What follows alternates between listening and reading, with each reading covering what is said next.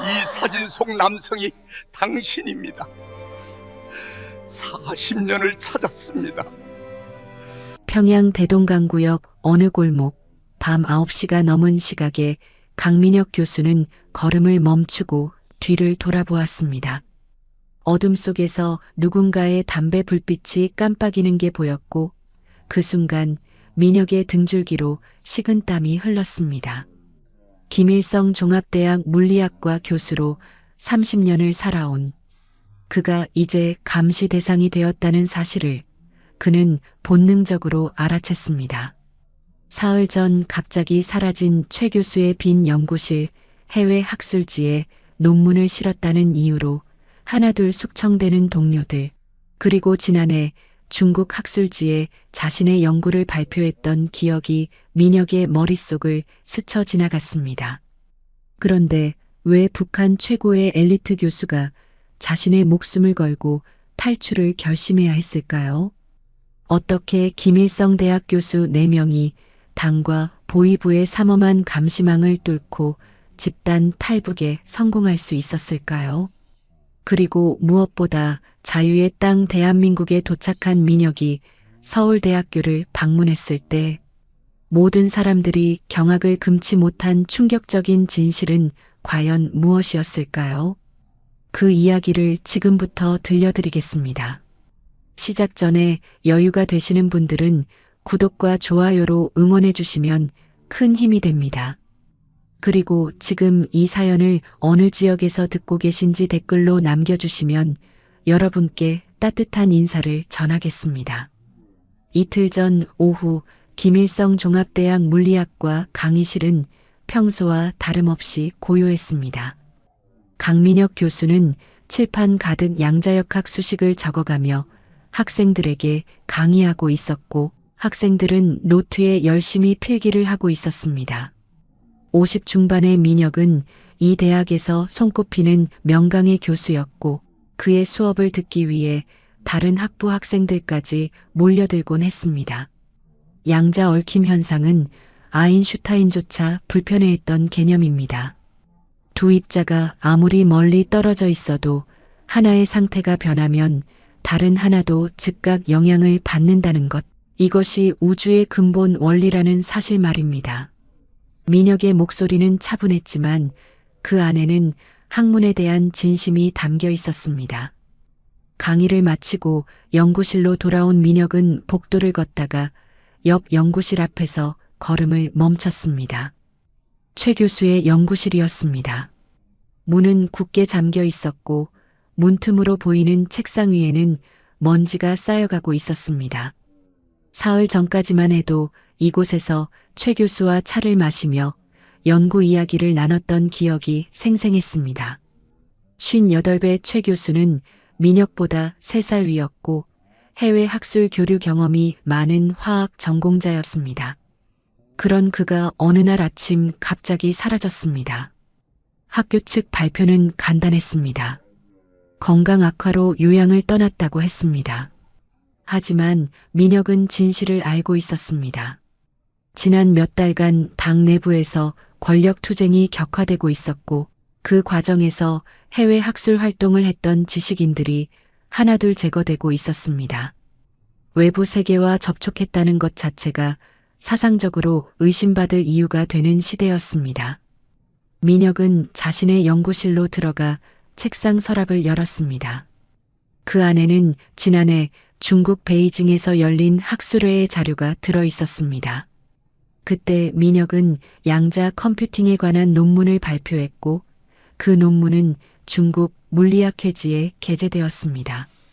북한 학자로서는 드문 성과였지만 지금 이 시점에서 그것은 축복이 아니라 저주가 되어 있었습니다. 창밖으로 평양 시내가 내려다 보였습니다. 저녁 7시가 되자 거리의 불빛들이 하나둘 꺼지기 시작했습니다. 전력 사정이 좋지 않아 밤이면 도시 전체가 어둠에 잠기는 게 일상이었습니다. 민혁은 가방을 챙겨 연구실을 나섰습니다. 대학 정문을 나서는데 평소 보지 못하던 차량 한 대가 길 건너편에 서 있었습니다. 검은색 승용차였고 차 안에는 두 명의 남자가 앉아 있었습니다. 민혁은 아무렇지 않은 척 걸음을 옮겼지만 그들의 시선이 자신을 따라오는 것을 느낄 수 있었습니다. 집으로 가는 길은 평소보다 길게 느껴졌습니다. 골목을 돌 때마다 민혁은 뒤를 확인했습니다. 아무도 없는 것 같았지만 어둠 속 어딘가에서 누군가 자신을 지켜보고 있다는 느낌을 지울 수 없었습니다. 아파트 계단을 올라 현관문을 여는 순간 안에서 아내 소희의 목소리가 들렸습니다. 당신 왔어요? 소희는 의학연구원으로 일하는 48배 여성이었습니다. 민혁과는 20년 전 대학 시절 만나 결혼했고 두 사람 사이에는 자식이 없었습니다. 민혁은 아내에게 오늘 있었던 일을 말하지 않았습니다. 걱정시키고 싶지 않았기 때문입니다. 저녁 식사를 하는 동안 소희가 조심스럽게 물었습니다. 최 교수님 소식 들었어요? 민혁은 고개를 끄덕였습니다. 요양 간다고 했다던데. 소희는 남편의 눈을 바라보았습니다. 당신도 조심해야 해요. 그 말 속에 담긴 의미를 민혁은 정확히 이해했습니다. 소희 역시 최근의 분위기를 감지하고 있었던 것입니다. 두 사람은 더 이상 말하지 않았습니다. 이 집 안에도 도청장치가 있을지 모른다는 불안 때문이었습니다. 밤 10시가 넘어 민혁은 잠자리에 들었지만 잠이 오지 않았습니다. 천장을 바라보며 그는 생각했습니다. 이대로 가다간 자신도 최 교수처럼 어느 날 사라질 것이고 아내 역시 연자제로 피해를 입을 것입니다. 그렇다면 남은 선택지는 하나뿐이었습니다. 다음 날 아침 민혁은 대학으로 가는 길에 공중전화를 찾았습니다. 동전을 넣고 수학과 박성준 교수의 집으로 전화를 걸었습니다. 성준은 민혁의 10년지기 동료였고 역시 해외 학술 교류 경험이 있는 인물이었습니다. 성준 교수, 저 민혁입니다. 오늘 저녁에 시간 되십니까? 전화기 너머로 성준의 목소리가 들렸습니다. 무슨 일입니까? 할 이야기가 있습니다. 중요한 이야기입니다. 잠시 침묵이 흐른 뒤 성준이 대답했습니다. 알겠습니다. 저녁 11시에 선생댁으로 가겠습니다. 민혁은 전화를 끊고 다시 한번 주위를 살폈습니다. 이번엔 화학과 이윤정 교수에게도 같은 내용의 전화를 걸었습니다. 39의 윤정은 여성으로서는 드물게 화학과 교수가 된 수재였고 역시 중국과 러시아에서 학술 활동을 한 경력이 있었습니다. 그날 밤 11시 민혁의 집에는 세 사람이 모였습니다. 박성준 교수, 이윤정 교수, 그리고 민혁의 아내 강소희까지 넷이었습니다. 민혁은 거실 불을 끄고 작은 스탠드 하나만 켰습니다. 혹시 모를 외부 감시에 대비한 조치였습니다. 민혁이 낮은 목소리로 말문을 열었습니다. 여러분 모두 최근 분위기를 느끼셨을 겁니다. 최 교수가 사라졌고 그 전에는 리 교수도 같은 일을 당했습니다. 우리 모두 해외 학술 활동 경력이 있습니다. 시간 문제입니다. 성준이 창밖을 보며 고개를 끄덕였습니다. 저도 며칠 전부터 미행당하는 느낌을 받고 있습니다. 윤정이 떨리는 목소리로 물었습니다. 그래서 우리가 어떻게 해야 한다는 겁니까? 민혁은 잠시 침묵했다가 말했습니다. 다음 달 베이징에서 국제물리학회가 열립니다. 저는 참가 신청을 했고 승인이 날 가능성이 높습니다. 여러분도 각자 분야에서 신청하십시오. 소희가 남편의 손을 꽉 잡았습니다. 그게 무슨 뜻인지 알아요. 민혁은 아내를 바라보았습니다. 살기 위해서입니다. 여기 남아있으면 우리 모두 끝입니다. 방안이 무거운 침묵에 잠겼습니다. 네 사람 모두 그 결정이 의미하는 바를 정확히 알고 있었습니다. 실패하면 3대가 멸문당합니다. 성공해도 다시는 이 땅으로 돌아올 수 없습니다. 하지만 남아있으면 확실한 파멸뿐이었습니다. 새벽 2시가 되어서야 세 사람은 민혁의 집을 나섰습니다. 어둠 속에서 성준이 민혁에게 작은 목소리로 말했습니다. 베이징에서 만납시다. 살아서. 민혁은 고개를 끄덕였습니다. 집으로 돌아온 그는 창밖을 바라보았습니다. 저 멀리 평양 시내의 불빛들이 희미하게 보였습니다.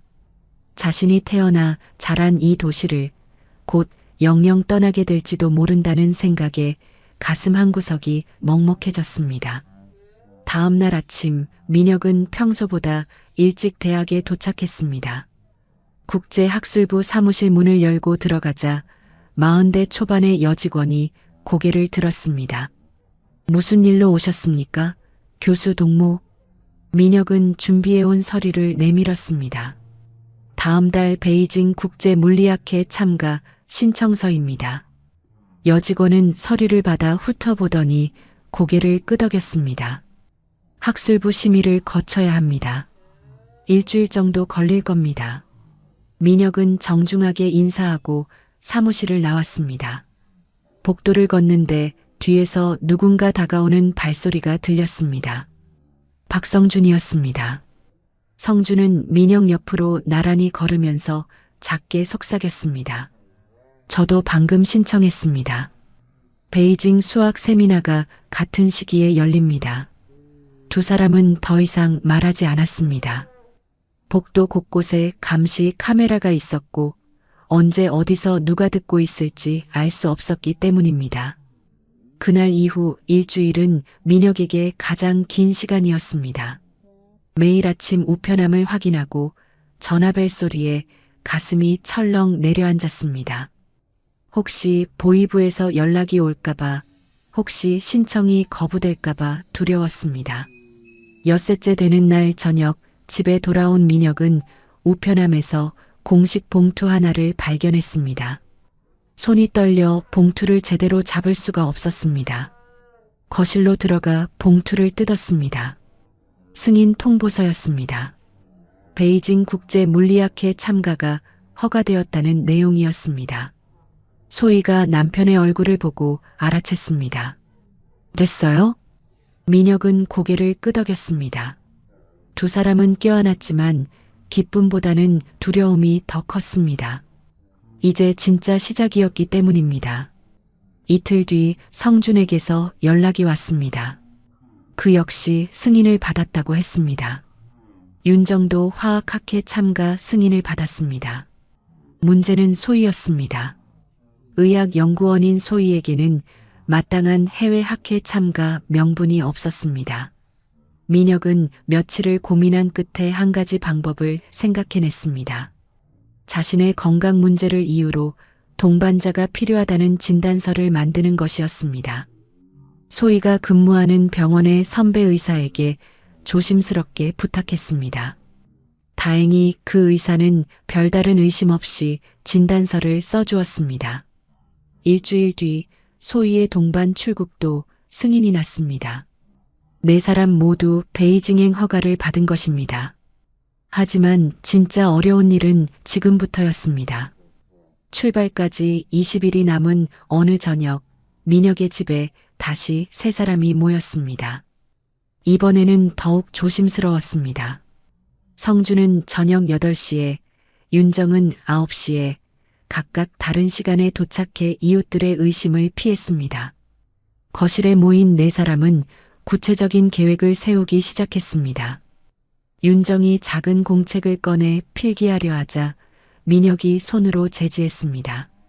아무것도 기록하지 마십시오. 모두 머릿속에만 담아야 합니다. 성준이 낮은 목소리로 물었습니다. 베이징에 도착하면 어떻게 합니까? 민혁은 지난 며칠간 준비한 내용을 설명했습니다. 학회 첫날은 정상적으로 참석합니다.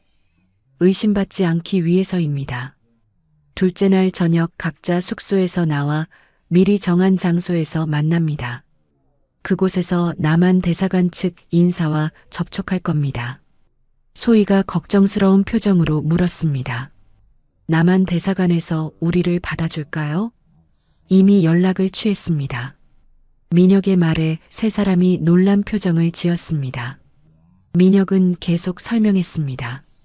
지난달 중국에서 온 학자와 학술 교류를 했을 때 그분을 통해 우회적으로 메시지를 전달했습니다. 답변을 받았습니다. 우리를 도와줄 수 있다고 했습니다. 성준이 한숨을 내쉬었습니다. 위험한 일을 하셨습니다. 하지만 이것 말고는 방법이 없었습니다. 출발까지 보름이 남았을 때 민혁은 자신의 연구 자료를 정리하기 시작했습니다. 30년간 쌓아온 연구 노트, 논문 초고, 학생들과 나눈 편지들, 모든 것을 보관함에 넣고 자물쇠를 채웠습니다. 언젠가 다시 볼 수 있을까요? 아니면 이것들이 영영 이 땅에 묻히게 될까요? 소희는 집안의 물건들을 하나하나 만져보았습니다. 결혼 초 함께 산 찻잔, 명절 때마다 꺼내 쓰던 접시, 거실벽에 걸린 자수 액자. 모두 가져갈 수 없다는 것을 알았지만 그래도 손끝으로 기억하고 싶었습니다. 출발 일주일 전 민혁은 대학에서 마지막 강의를 했습니다. 학생들은 교수가 해외 학회에 다녀온다는 것만 알았고 그것이 마지막 강의가 될 것이라는 사실은 몰랐습니다. 민혁은 평소보다 더 정성을 들여 양자역학을 설명했습니다. 여러분, 불확정성 원리를 기억하십시오. 우리는 입자의 위치와 운동량을 동시에 정확하게 알 수 없습니다. 하지만 그것이 자연의 한계가 아니라 자연의 본질입니다. 불확실성 속에서도 우리는 진리를 찾아갈 수 있습니다. 강의를 마치고 나오는데 한 학생이 다가왔습니다. 교수님, 베이징에서 좋은 발표하시고 무사히 돌아오십시오. 민혁은 그 학생의 어깨를 가볍게 두드렸습니다. 고맙습니다. 열심히 공부하십시오. 출발 사흘 전 밤 성준이 급하게 민혁의 집을 찾아왔습니다. 얼굴이 창백했습니다. 오늘 보이부 사람들이 우리 연구실에 왔습니다. 민혁의 심장이 철렁 내려앉았습니다. 무슨 일로 왔습니까? 정례 검열이라고 했습니다. 연구 자료를 뒤지고 컴퓨터를 확인했습니다. 의심스러운 반응은 없었습니까? 겉으로는 아무 말도 하지 않았습니다. 하지만 제 베이징 출장 서류를 유심히 봤습니다. 두 사람은 말없이 서로를 바라봤습니다. 이미 의심받고 있는 것일까요? 아니면 정말 정례 검열이었을까요? 확신할 수 없었지만 이제 물러설 수도 없었습니다. 계획대로 진행합시다. 지금 멈추면 더 의심받을 뿐입니다. 출발 전날 밤 민혁과 소희는 잠을 이룰 수 없었습니다. 두 사람은 어둠 속에서 누워 천장을 바라보았습니다. 당신 후회하지 않아요? 소희의 질문에 민혁은 잠시 생각했습니다. 후회는 나중에 해도 됩니다. 지금은 살아야 합니다. 베이징에서 실패하면 어떻게 돼요? 실패는 없습니다. 실패하면 끝이니까요. 소희는 남편의 손을 꽉 잡았습니다. 그 손이 차갑게 떨리고 있었습니다. 출발 당일 아침 민혁은 평소처럼 일어나 세수를 하고 옷을 입었습니다. 거울 속 자신의 얼굴을 보았습니다. 50 중반의 중년 남자, 흰머리가 섞인 머리, 주름진 이마. 이 얼굴로 새로운 세계에 간다는 것이 믿기지 않았습니다. 가방은 이미 전날 밤 꾸려두었습니다. 학술 자료 몇 권, 옷 2벌, 그리고 가족 사진 1장. 그것이 전부였습니다. 소희도 비슷한 가방을 들고 있었습니다. 현관문을 나서기 전 민혁은 집안을 둘러보았습니다. 20년을 살았던 이 공간, 아침마다 창문으로 들어오던 햇살, 부엌에서 나던 밤 냄새, 거실, 소파에 앉아 책을 읽던 시간들, 모든 것이 기억 속으로 사라지게 될 것입니다. 가요. 소희의 목소리에 민혁은 고개를 끄덕이고 문을 열었습니다. 복도로 나서는 순간 옆집 문이 열리고 이웃 아주머니가 나왔습니다. 어디 가십니까?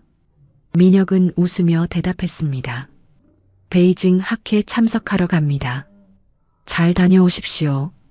평양역에는 이미 성준과 윤정이 도착해 있었습니다. 네 사람은 서로 눈빛만 교환했습니다. 말로 할 수 없는 긴장과 결의가 그 눈빛 속에 담겨 있었습니다. 기차에 오르는 순간 민혁의 다리가 휘청거렸습니다. 소희가 재빨리 남편의 팔을 잡아 지탱했습니다. 객실에 자리를 잡고 앉았을 때 밖에서 기적 소리가 울렸습니다. 기차가 천천히 움직이기 시작했습니다. 창밖으로 평양역이 멀어져 갔습니다. 민혁은 창문에 이마를 대고 도시를 바라보았습니다. 저 멀리 김일성 종합대학 건물이 보였습니다. 자신이 30년을 바친 곳, 그리고 이제 영영 돌아올 수 없을지도 모르는 곳. 객실 안은 조용했습니다. 네 사람은 각자의 자리에 앉아 창밖을 보거나 눈을 감고 있었습니다. 아무도 말하지 않았지만 모두가 같은 생각을 하고 있었습니다. 이 기차가 국경을 넘으면 돌이킬 수 없는 길로 접어드는 것이라고. 기차는 북쪽을 향해 달렸습니다. 평양을 벗어나자 창밖 풍경이 바뀌기 시작했습니다. 도시의 회색빛 건물들이 사라지고 논밭과 야산이 펼쳐졌습니다. 가을이 깊어가는 계절이라 들판의 벼는 이미 베어져 있었고 산은 누런빛과 갈색으로 물들어 있었습니다. 민혁은 창가에 앉아 지나가는 풍경을 바라보았습니다. 저 마을에도 사람들이 살고 있고 저 들판에서도 누군가 땀 흘려 일했을 것입니다. 하지만 자신은 그 모든 것을 두고 떠나고 있었습니다. 배신자가 되어 떠나는 것인가요? 아니면 생존자가 되어 떠나는 것인가요? 맞은편 자리에 앉은 소희는 눈을 감고 있었습니다. 자는 것처럼 보였지만 민혁은 아내가 잠들지 못하고 있다는 것을 알았습니다. 가끔씩 소희의 눈꺼풀이 떨렸고 손은 무릎 위에서 주먹을 쥐었다 폈다를 반복했습니다. 옆칸에는 성준과 윤정이 앉아 있었습니다. 성준은 책을 펼쳐들고 있었지만 한 페이지도 넘기지 않았고 윤정은 가방을 무릎에 올려놓고 지퍼를 만지작거렸습니다. 네 사람 모두 같은 공포와 기대 속에서 시간을 견디고 있었습니다. 기차는 오후 내내 달렸습니다. 해가 서쪽으로 기울어가자 객실 안으로 붉은 빛이 스며들었습니다. 민혁은 그 빛을 보며 생각했습니다. 내일 이맘때쯤이면 자신은 어디에 있을까요? 베이징의 호텔에 있을까요? 아니면 어딘가 붙잡혀 있을까요? 저녁 6시쯤 차장이 객실을 지나가며 알렸습니다. 1시간 뒤 신의주에 도착합니다. 그 말에 민혁의 심장이 요동쳤습니다. 신의주는 국경 도시였습니다. 그곳을 지나 압록강을 건너면 중국 땅이었습니다. 하지만 그 전에 검문이 있었습니다. 엄격하고 철저한 검문. 객실 안 분위기가 미묘하게 변했습니다. 사람들이 짐을 정리하기 시작했고 화장실에 다녀오는 승객들이 늘었습니다. 민혁은 가방을 다시 한번 확인했습니다. 의심스러운 물건은 없었습니다. 학술 자료, 옷가지, 세면도구. 평범한 출장 가방이었습니다. 7시가 조금 넘어 기차가 속도를 줄이기 시작했습니다. 창밖으로 신의주 시내가 보였습니다. 저녁 시간이라 거리는 어두웠고 사람들은 빠른 걸음으로 집으로 향하고 있었습니다. 기차가 신의주역 플랫폼에 멈춰섰습니다. 전 승객은 짐을 챙겨 잠시 하차하시기 바랍니다. 국경 검문이 있겠습니다. 방송이 나오자 승객들이 일제히 일어났습니다. 민혁과 소희도 가방을 들고 통로로 나왔습니다.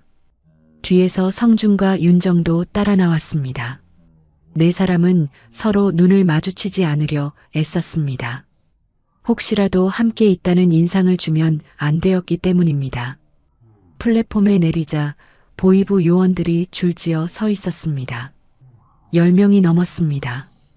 검은색 제복을 입은 그들의 표정은 차갑고 날카로웠습니다.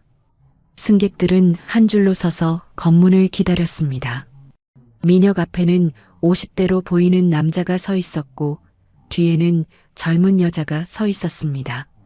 검문은 신속하게 진행됐지만 철저했습니다.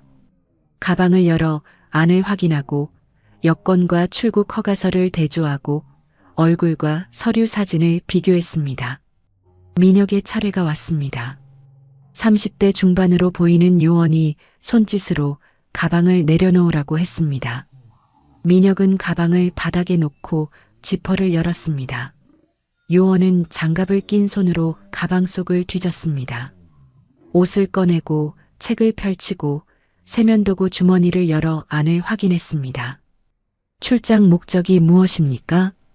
베이징 국제물리학회 참석입니다. 직업이 김일성 종합대학 물리학과 교수입니다. 요원은 민혁의 얼굴을 빤히 쳐다보았습니다. 그 시선이 마치 두개골을 뚫고 안을 들여다보는 것 같았습니다. 민혁은 최대한 평온한 표정을 유지하려 애썼습니다. 등에서 식은땀이 흘러내렸지만 표정에 드러내지 않았습니다. 학회에서 무슨 발표를 합니까? 양자 얽힘 현상에 관한 최신 연구 결과입니다. 요원은 여권을 들고 한참을 들여다보았습니다. 사진과 실물을 번갈아 보고 또 보고 또 보았습니다. 시간이 너무 천천히 흘렀습니다. 1초가 1분처럼 느껴졌습니다. 돌아오는 날짜는 사흘 뒤입니다. 가족은 아내가 동반합니다. 건강 문제로 의사 동반이 필요합니다. 요원은 소희를 보았습니다. 소희는 침착하게 자신의 출국 허가서를 내밀었습니다. 요원이 그것을 확인하는 동안 민혁은 숨을 참았습니다. 심장 소리가 너무 커서 다른 사람들에게도 들릴 것만 같았습니다. 요원이 여권과 허가서를 돌려주었습니다. 탑승하십시오. 민혁은 가방을 집어들고 기차로 향했습니다. 다리가 후들거렸지만 걸음을 멈추지 않았습니다. 계단을 올라 객실로 돌아와 자리에 앉는 순간 온몸에 힘이 빠져나가는 것 같았습니다. 소희도 검문을 무사히 통과하고 돌아왔습니다. 두 사람은 서로를 보며 안도의 한숨을 내쉬었습니다. 하지만 아직 끝이 아니었습니다. 성준과 윤정도 통과해야 했습니다. 10분쯤 지나 성준이 객실로 돌아왔습니다. 얼굴이 창백했지만 무사했습니다. 그리고 2분쯤 뒤 윤정도 돌아왔습니다. 네 사람 모두 검문을 통과한 것입니다. 기차가 다시 움직이기 시작했습니다. 신의주역을 떠나 북쪽으로 압록강을 향해 달렸습니다. 창밖은 이미 어두웠고 가로등도 드문드문해서 풍경이 잘 보이지 않았습니다. 20분쯤 달렸을까요? 기차가 또다시 속도를 줄였습니다. 민혁은 창밖을 내다보았습니다. 저 멀리 불빛이 보였습니다. 압록강 철교였습니다. 강 위에 놓인 긴 다리 위로 가로등이 일렬로 늘어서 있었고 그 불빛이 어둠 속에서 반짝였습니다. 기차가 철교로 진입했습니다. 바퀴와 레일이 만나는 소리가 달라졌습니다. 둔탁하고 규칙적인 소리가 객실 안으로 울려 퍼졌습니다. 민혁은 창밖을 보았습니다. 철교 난간 너머로 강물이 흐르는 것이 희미하게 보였습니다. 압록강, 남과 북을 가르는 강, 자유와 억압을 나누는 경계, 그 강을 지금 건너고 있었습니다. 소희의 손이 민혁의 손을 찾았습니다. 두 사람은 손을 맞잡고 창밖을 바라보았습니다. 철교는 생각보다 길었습니다. 기차가 천천히 달렸기 때문에 더 길게 느껴졌습니다. 1분, 2분, 3분. 시간이 흘렀습니다. 그리고 철교의 중간쯤 지났을 때 민혁은 느꼈습니다. 보이지 않는 선을 넘었다는 것을, 이제 북한 땅이 아니라는 것을, 돌아갈 수 없는 곳으로 왔다는 것을. 철교를 완전히 건너자 기차는 다시 속도를 높였습니다. 중국 단둥역으로 향하는 것이었습니다. 창밖으로 중국 쪽 불빛들이 보이기 시작했습니다. 북한보다 훨씬 밝았습니다.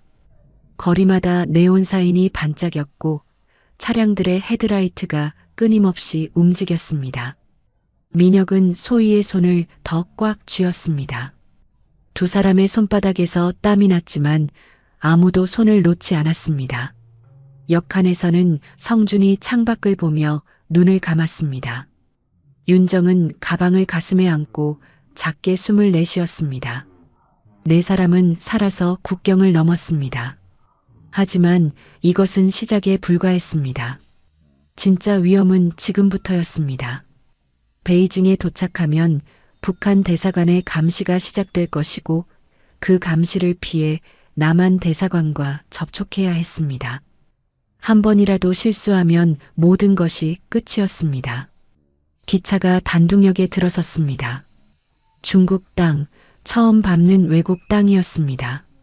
승객들이 내리기 시작했고 민혁 일행도 짐을 챙겨 플랫폼으로 내렸습니다. 역사안은 밝았고 사람들로 붐볐습니다. 한자로 쓰인 안내판들, 중국어로 떠드는 사람들, 낯선 음식 냄새, 모든 것이 새로웠습니다. 환승 시간 동안 네 사람은 대합실 구석에 모여 앉았습니다. 주변을 살피며 성준이 작게 말했습니다. 일단 첫 고비는 넘었습니다. 윤정이 고개를 끄덕였습니다. 하지만 진짜는 베이징부터입니다. 민혁은 창밖을 보았습니다. 저 멀리 압록강 철교가 보였습니다. 다리 위로 또 다른 기차가 지나가고 있었습니다. 평양으로 가는 기차였습니다. 자신들과는 반대 방향으로 되돌아갈 수는 없습니다. 민혁의 말에 세 사람이 그를 보았습니다. 이제 우리에게는 앞으로 가는 것만 남았습니다. 베이징행 기차는 밤새 달렸습니다. 중국 대륙을 가로지르는 긴 여정이었고 네 사람은 제대로 잠을 이루지 못했습니다.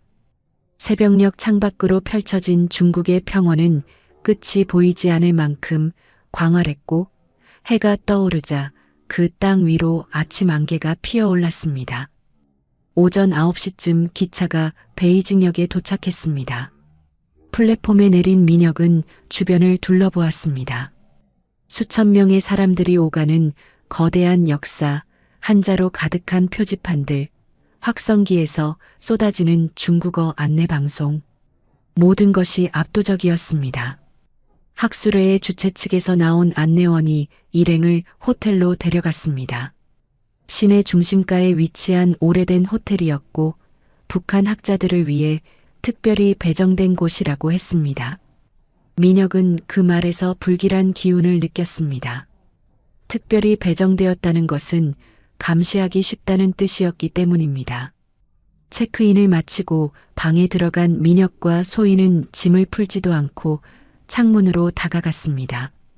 5층 높이에서 내려다본 거리는 차량과 사람들로 붐볐습니다. 민혁은 건너편 건물들을 유심히 살폈습니다. 혹시 저 창문 뒤에서 누군가 자신들을 지켜보고 있지는 않을까요? 당신 방에 도청 장치가 있을 수도 있어요. 소희의 속삭임에 민혁은 고개를 끄덕였습니다. 두 사람은 그날 오후 학술회의 개막식에 참석했습니다. 대형 컨벤션 센터에는 각국에서 온 학자들이 모여 있었습니다. 민혁은 정해진 순서에 따라 자신의 연구를 발표했고 청중들의 질문에 답했습니다.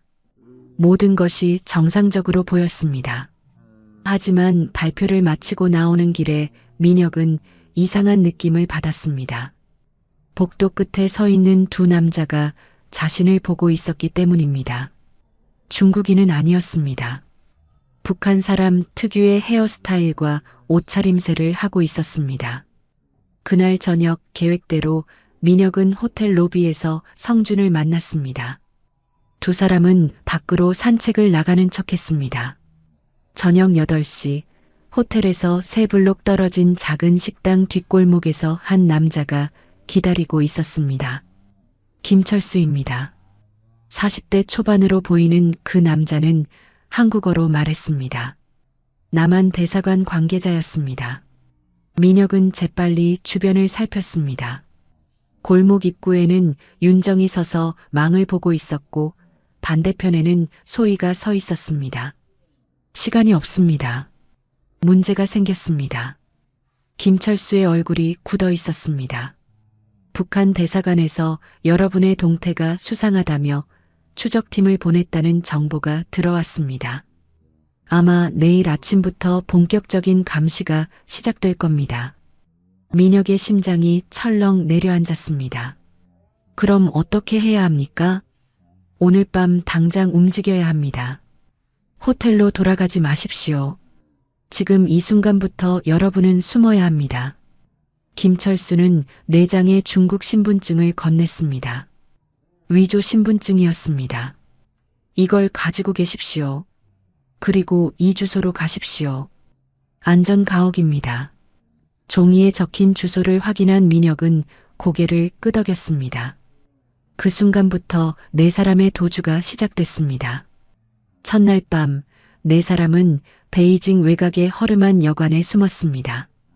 김철수가 준비해준 곳이었습니다. 방 2개를 얻어 남녀가 나눠 들어갔고 밤새 교대로 망을 봤습니다. 민혁은 창문 커튼 틈으로 밖을 지켜봤습니다. 거리는 조용했지만 언제 추적자들이 나타날지 알 수 없었습니다. 다음 날 새벽 4사람은 여관을 빠져나와 택시를 탔습니다.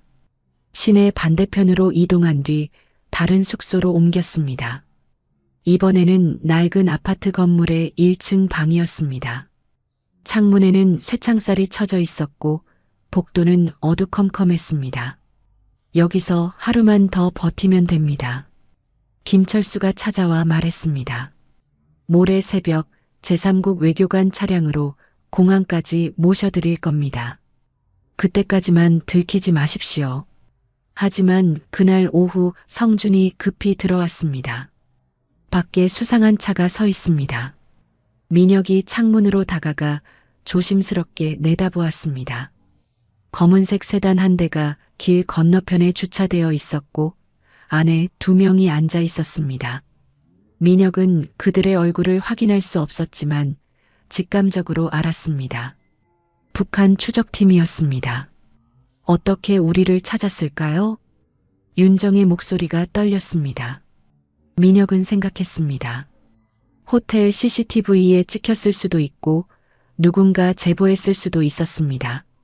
중요한 건 지금 당장 여기를 벗어나야 한다는 것이었습니다. 뒷문으로 나갑시다. 4사람은 가방을 챙겨 건물 뒤편으로 빠져나갔습니다. 좁은 골목을 지나 큰 길로 나왔고 지나가던 택시를 잡아탔습니다. 윤정이 중국어로 운전기사에게 말했습니다. 왕푸진 거리로 가주세요. 택시가 출발하는 순간 민혁은 뒤를 돌아보았습니다. 검은색 세단도 움직이기 시작했습니다. 따라오고 있었습니다. 빨리 가주세요. 급합니다. 윤정이 다급하게 말하자 운전기사가 속도를 높였습니다. 베이징 시내 복잡한 도로를 누비며 택시는 달렸습니다. 뒤따라오던 검은 차는 교차로에서 신호에 걸려 멈췄고 그 틈에 택시는 골목으로 빠져들었습니다. 성준의 아이디어였습니다. 그는 베이징 지도를 외우고 있었고 추격자들을 따돌릴 경로를 미리 계산해 두었습니다. 택시를 3번 갈아타고 지하철을 2번 환승한 뒤 4사람은 베이징 외곽의 작은 마을에 도착했습니다. 김철수가 마련해준 안가였습니다. 2층짜리 낡은 주택이었고 마당에는 잡초가 무성했습니다. 안으로 들어가자 먼지 냄새가 코를 찔렀습니다. 하지만 숨기에는 완벽한 장소였습니다. 셋째 날 새벽 4사람은 안가에 숨어 있었습니다. 김철수로부터 연락이 왔습니다. 오늘 밤 차량이 올 것이고 그 차를 타고 공항으로 가야 한다고 했습니다. 비행기 표도 준비되었다고 했습니다. 하지만 새벽 5시쯤 밖에서 차 소리가 들렸습니다. 민혁은 침대에서 벌떡 일어나 창문으로 다가갔습니다. 희미한 새벽빛 속에서 검은색 차량 한 대가 천천히 골목을 지나가는 게 보였습니다. 소희가 숨을 죽였고 성주는 뒷문 쪽으로 몸을 숨겼습니다. 윤정은 가방을 움켜쥐었습니다. 차량이 점점 가까워졌습니다. 엔진 소리가 또렷하게 들렸고 타이어가 자갈을 밟는 소리까지 들렸습니다. 민혁은 주먹을 불끈 쥐었습니다. 만약 지금 그들이 들이닥친다면 어떻게 해야 할까요? 싸울까요? 아니면 도망칠까요? 하지만 어디로 도망갈 수 있을까요? 차량이 안가 앞을 지나갔습니다. 느린 속도로 마치 안을 확인하듯이 민혁은 숨을 참았습니다. 심장이 너무 크게 뛰어서 가슴이 터질 것만 같았습니다. 그리고 차량이 지나갔습니다. 멈추지 않았습니다. 골목 끝까지 가더니 모퉁이를 돌아 사라졌습니다. 네 사람은 그제야 숨을 내쉬었습니다. 소희가 바닥에 주저앉았고 윤정은 벽에 기대어 눈을 감았습니다. 성주는 창문을 통해 계속 밖을 주시했습니다. 아직 끝이 아닙니다. 민혁의 말에 모두가 고개를 끄덕였습니다. 그날 밤 11시 김철수가 약속대로 나타났습니다. 하지만 혼자가 아니었습니다. 제3국 외교관이라고 소개한 서양인 남자가 함께였습니다. 이분 차를 타고 가십시오. 외교 번호판이 달려 있어서 검문을 받지 않습니다. 네 사람은 차량 뒷좌석과 트렁크에 나눠 탔습니다. 민혁과 소희는 뒷좌석에, 성준과 윤정은 트렁크 안 특수 제작된 공간에 숨었습니다. 차가 출발하자 베이징 시내의 불빛들이 창밖으로 흘러갔습니다. 공항까지는 40분 거리였습니다. 하지만 그 40분이 40시간처럼 길게 느껴졌습니다. 차가 신호등에 멈출 때마다, 옆 차선으로 다른 차량이 지나갈 때마다 민혁은 긴장했습니다. 공항에 도착했습니다. 차에서 내린 네 사람은 김철수가 건넨 항공권을 받아들었습니다. 방콕행이었습니다. 그곳에서 다시 인천으로 가는 비행기를 탈 것이었습니다. 행운을 빕니다. 김철수가 악수를 청했습니다. 민혁은 그의 손을 꽉 잡았습니다. 감사합니다. 당신이 없었다면 우리는 지금쯤. 가십시오. 시간이 없습니다. 네 사람은 공항 청사로 들어갔습니다. 체크인을 하고 보안 검색을 통과하고 탑승구로 향했습니다. 모든 순간이 아슬아슬했습니다. 누군가 자신들을 알아볼 것만 같았고 언제 붙잡힐지 모른다는 공포가 따라다녔습니다. 탑승 시간이 되었습니다. 비행기에 오르는 계단을 오를 때 민혁은 뒤를 돌아보았습니다. 공항 청사, 베이징의 불빛, 그리고 저 너머 어딘가에 있을 평양. 모든 것이 점점 멀어지고 있었습니다. 좌석에 앉아 안전벨트를 맸습니다. 비행기 엔진이 돌아가기 시작했고 기체가 천천히 움직였습니다.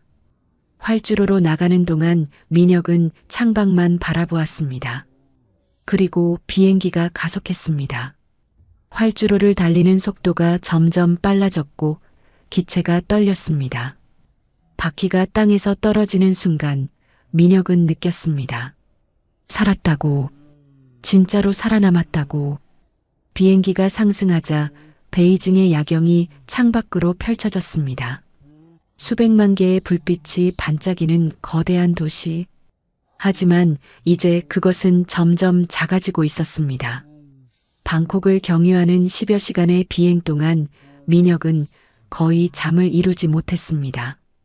창밖으로 보이는 구름, 끝없이 펼쳐진 하늘, 그리고 가끔씩 보이는 바다. 모든 것이 비현실적으로 느껴졌습니다. 며칠 전까지만 해도 자신은 평양의 강의실에 서 있었는데 지금은 10,000m 상공을 날고 있다는 사실이 믿기지 않았습니다. 방콕 공항에서 6시간을 기다린 뒤 네 사람은 인천행 비행기에 올랐습니다. 이번 비행은 5시간이었습니다. 민혁은 창가 좌석에 앉아 눈을 감았습니다.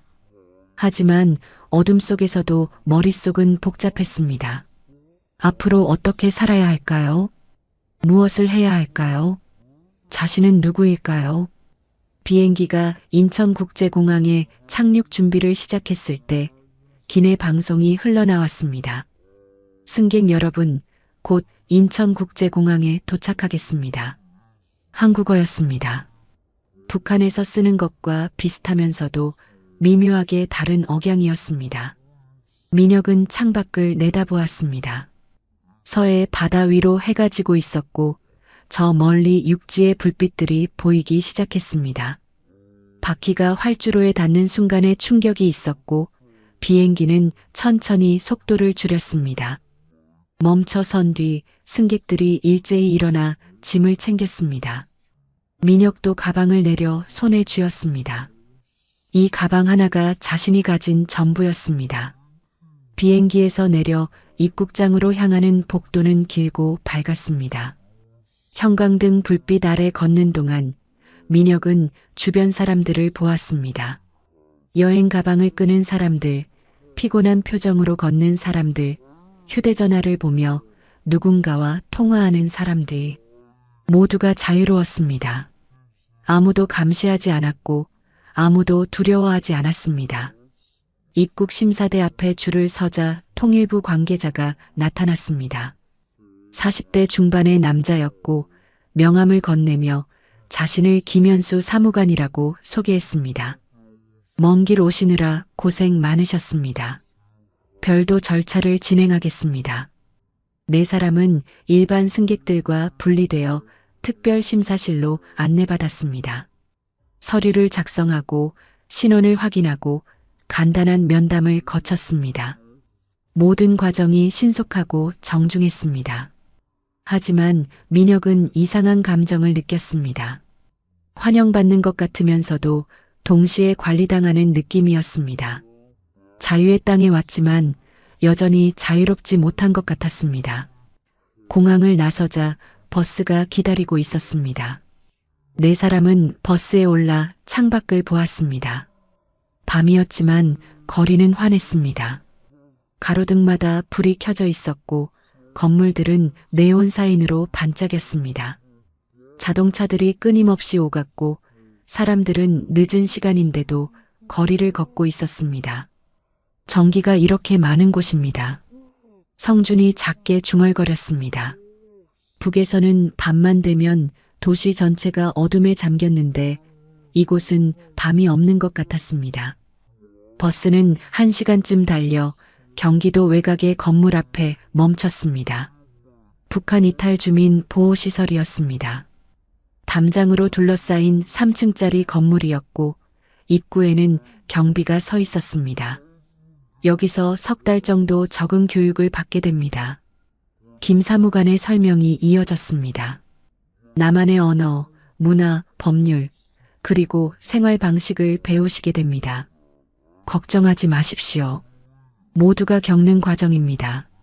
민혁에게 배정된 방은 2층 끝에 있었습니다. 작은 방이었지만 깨끗했습니다. 침대, 책상, 옷장이 놓여 있었고 작은 창문이 하나 있었습니다. 소희는 옆방을 배정받았습니다. 짐을 풀고 침대에 앉은 민혁은 깊은 한숨을 내쉬었습니다. 살았습니다. 진짜로 살아서 이곳까지 왔습니다. 하지만 왜 이렇게 마음이 텅 빈 것 같을까요? 안도감이 아니라 공허함이 밀려왔습니다. 창밖을 보았습니다. 담장 너머로 도시의 불빛이 보였습니다. 저기 어딘가에서 사람들이 살고 있었습니다. 하지만 자신은 그 세계에 속하지 못한 것 같았습니다. 북에서도 남에서도 어디에도 속하지 못하는 존재가 된 것 같았습니다. 다음 날부터 교육이 시작됐습니다. 아침 9시부터 오후 5시까지 다양한 수업이 이어졌습니다. 한국어 표준어 교육, 민주주의와 자본주의에 대한 강의, 은행 계좌 만드는 법, 휴대전화 사용법, 지하철 타는 법. 모든 것이 새로웠습니다. 민혁은 열심히 배웠습니다. 대학 교수 출신답게 습득 속도가 빨랐고 질문도 많이 했습니다. 강사들은 그의 이해력에 감탄했습니다. 하지만 민혁 자신은 알고 있었습니다. 자신이 아무리 배워도 이 사회에 진정으로 녹아들기는 어려울 것이라는 사실을. 일주일이 지났을 무렵 민혁은 밤마다 악몽에 시달리기 시작했습니다. 처음에는 베이징에서의 도주를 꿈꿨습니다. 추격자들이 뒤따라오고 자신은 계속 도망치는 꿈이었습니다. 하지만 며칠 뒤부터는 다른 악몽이 시작됐습니다. 꿈속에서 민혁은 어린아이였습니다. 10살쯤 되어 보이는 소년이었고 낯선 호텔 복도를 헤매고 있었습니다. 복도는 끝없이 이어졌고 문들은 모두 닫혀 있었습니다. 민혁은 문을 두드리며 소리쳤습니다. 아빠, 엄마. 하지만 아무도 대답하지 않았습니다. 복도 끝에서 누군가 다가왔습니다. 얼굴은 보이지 않았지만 무섭게 느껴졌습니다. 민혁은 도망치려 했지만 다리가 움직이지 않았습니다. 그 사람이 점점 가까워지고 손을 뻗어 자신을 붙잡으려 하는 순간 민혁은 비명을 지르며 깨어났습니다. 온몸이 식은땀으로 젖어 있었습니다. 심장이 미친 듯이 뛰었고 숨을 제대로 쉴 수가 없었습니다. 시계를 보니 새벽 3시였습니다. 민혁은 침대에서 일어나 세면대로 가서 찬물로 얼굴을 씻었습니다. 거울 속 자신의 얼굴이 창백했습니다. 같은 꿈이 계속 반복됐습니다. 매일 밤 민혁은 그 호텔 복도를 헤맸고 매일 밤 누군가에게 붙잡히기 직전에 깨어났습니다. 낮에는 피곤했지만 잠들기가 두려웠습니다. 2주일째 되던 날 소희가 민혁의 방을 찾아왔습니다.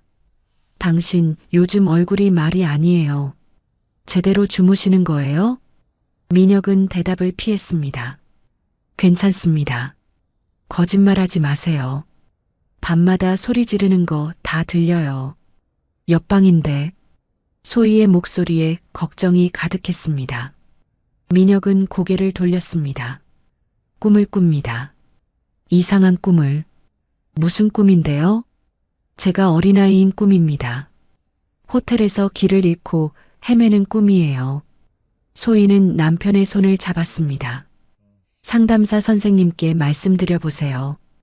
도움을 받을 수 있을 거예요. 다음 날 민혁은 시설의 심리 상담사를 찾아갔습니다. 50대 여성이었고 온화한 인상이었습니다. 요즘 잠을 못 주무신다고 들었습니다. 민혁은 악몽에 대해 설명했습니다.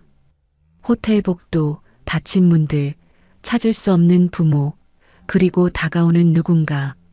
상담사는 메모를 하면서 들었습니다. 그리고 조심스럽게 물었습니다. 교수님, 북한에서 어린 시절 기억이 있으십니까? 민혁은 고개를 끄덕였습니다. 평양에서 태어났습니다.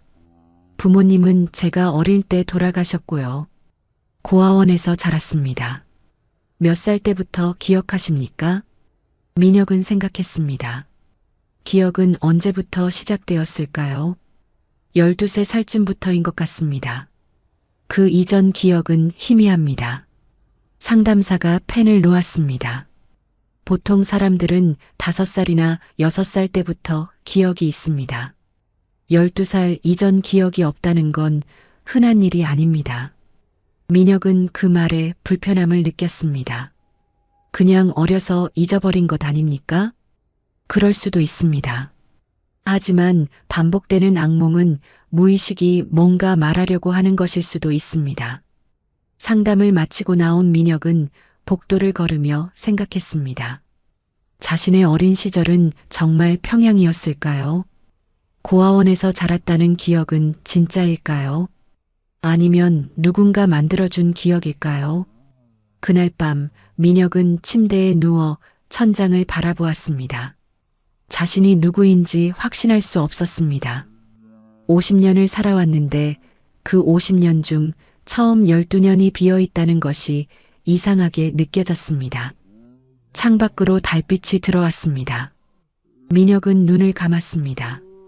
다시 그 꿈을 꿀까요? 호텔 복도, 닫힌 문들, 그리고 자신을 찾아오는 무언가. 그것이 무엇을 의미하는지 민혁은 알 수 없었습니다. 하지만 마음 한구석에서는 알고 있었습니다. 자신의 과거가 완전하지 않다는 것을, 뭔가 숨겨진 진실이 있다는 것을, 그리고 그 진실이 곧 드러날지도 모른다는 것을. 석 달이 흘렀습니다. 적응 교육을 마친 네 사람은 각자 새로운 거처를 배정받았습니다. 민혁과 소희는 서울 관악구의 작은 아파트로 이사했고 성준과 윤정도 근처에 자리를 잡았습니다. 정부 지원금으로 살림을 꾸렸고 취업 준비를 시작했습니다. 그러던 어느 날 통일부에서 연락이 왔습니다. 서울대학교에서 북한 이탈 학자들을 초청하고 싶다는 제안이 들어왔다고 했습니다. 남북 학술 교류의 상징적 의미를 담은 행사였고 언론도 참석할 예정이라고 했습니다. 가셔야 합니다.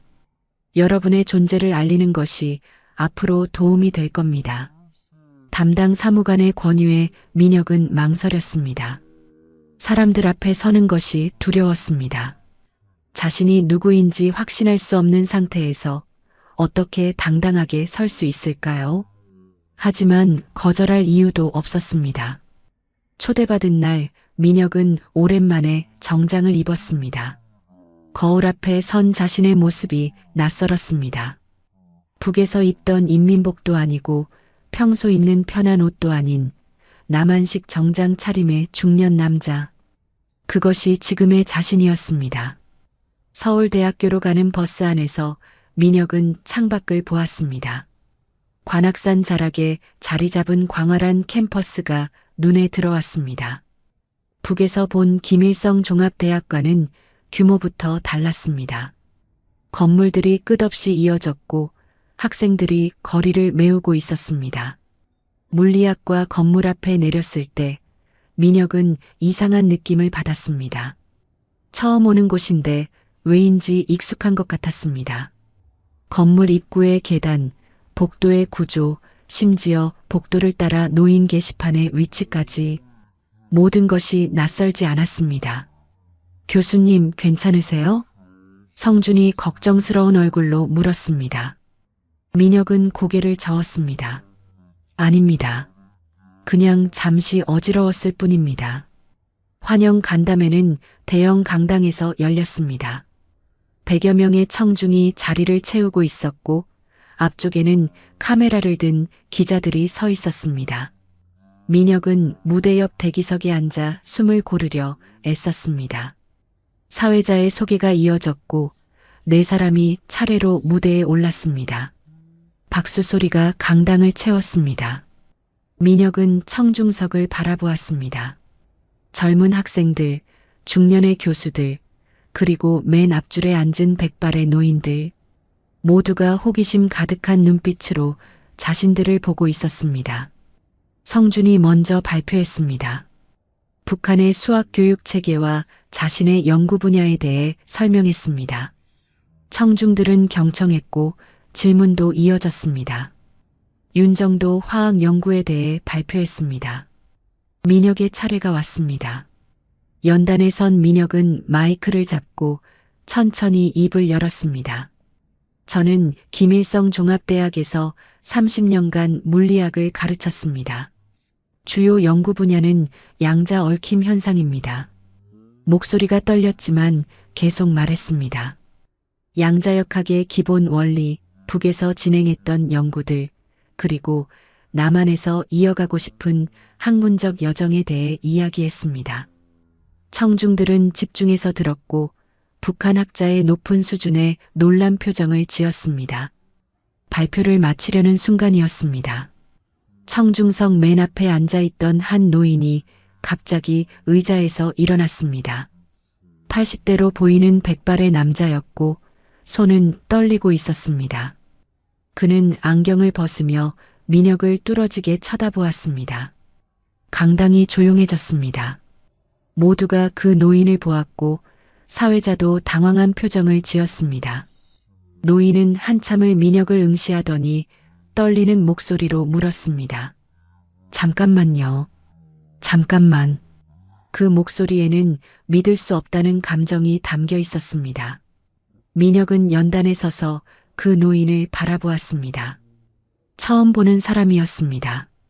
하지만 왜인지 그 얼굴이 낯설지 않았습니다. 혹시 당신 본명이 강동민입니까? 노인의 질문에 강당이 술렁이기 시작했습니다. 민혁은 당황스러운 표정으로 고개를 저었습니다. 아닙니다. 저는 강민혁입니다. 평양 출신입니다. 하지만 노인은 멈추지 않았습니다. 앞으로 한 걸음 다가오며 계속 말했습니다. 40년 전 제 연구실에 천재 소년이 있었습니다. 노인의 목소리가 강당 전체에 울려 퍼졌습니다. 당시 12살이었는데 대학원 수준의 양자역학을 이해하던 아이였습니다. 강동민. 그 아이가 아버지와 함께 독일 학회에 참석하러 가던 중 행방불명됐습니다. 민혁의 머릿속이 하얗게 변했습니다. 주변 청중들이 수군거리기 시작했고 기자들은 카메라를 들어 이 장면을 찍었습니다. 노인은 가방에서 낡은 파일을 꺼냈습니다. 떨리는 손으로 오래된 신문 기사를 펼쳤습니다. 나중에 알려진 바로는 북한 공작원들에게 납북됐다고 합니다. 프랑크푸르트 공항 근처 호텔에서 아버지와 함께 실종됐습니다. 민혁은 숨이 막혔습니다. 프랑크푸르트, 호텔, 실종. 그 단어들이 머릿속에서 메아리 쳤습니다. 악몽 속 장면들이 떠올랐습니다. 낯선 호텔 복도, 찾을 수 없는 아버지, 갑자기 들이닥친 사람들. 노인은 사진 한 장을 꺼냈습니다. 모두가 숨을 죽이고 지켜보는 가운데 그는 천천히 그 사진을 들어 올렸습니다. 사진 속에는 12살쯤 돼 보이는 소년이 백발의 노교수 옆에 서서 환하게 웃고 있었습니다. 이 아이가 강동민입니다. 제 제자였습니다. 민혁은 그 사진을 보았습니다. 거리가 멀어서 잘 보이지 않았지만 소년의 얼굴 윤곽이 눈에 들어왔습니다. 그리고 그 순간 심장이 요동쳤습니다. 그 소년은 자신과 너무나 닮아 있었습니다. 아니, 닮은 정도가 아니었습니다. 그것은 어린 시절의 자신이었습니다. 정확히 완벽하게 자신의 모습이었습니다. 아닙니다. 민혁은 고개를 저었습니다. 이건 우연일 뿐입니다. 저는 평양에서 태어났습니다. 고아원에서 자랐고요. 하지만 목소리가 떨렸습니다. 자신도 확신할 수 없었기 때문입니다. 노인은 민혁을 보며 눈물을 글썽였습니다. 아닙니다. 당신은 강동민입니다. 당신은 제 제자였습니다. 강당 전체가 숨을 죽였습니다. 아무도 말하지 않았고 카메라 셔터 소리만 들렸습니다. 민혁은 연단을 붙잡고 서 있었습니다. 다리에 힘이 빠져 쓰러질 것만 같았습니다. 그때 머릿속에서 파편들이 터져 나오기 시작했습니다. 호텔 복도를 달리는 어린 자신, 아버지를 부르는 목소리, 낯선 사람들의 손, 비행기 안의 어둠, 가리고 평양에 도착했을 때의 추위. 아니야. 민혁은 중얼거렸습니다. 하지만 파편들은 계속 쏟아졌습니다. 서울의 집, 따뜻한 어머니의 손, 연구실에서 놀던 기억, 공항으로 가던 차 안의 설렘, 그리고 모든 것이 사라진 순간 무대 옆에 서 있던 소희가 급히 다가왔습니다. 당신 괜찮아요? 민혁은 아내를 보았습니다. 소희의 얼굴이 흐릿하게 보였습니다. 눈앞이 흔들렸고 귀에서는 윙윙거리는 소리가 났습니다. 노인이 무대로 올라왔습니다. 가까이서 보니 그의 얼굴에는 세월의 주름이 깊게 패여 있었지만 눈빛만은 또렷했습니다.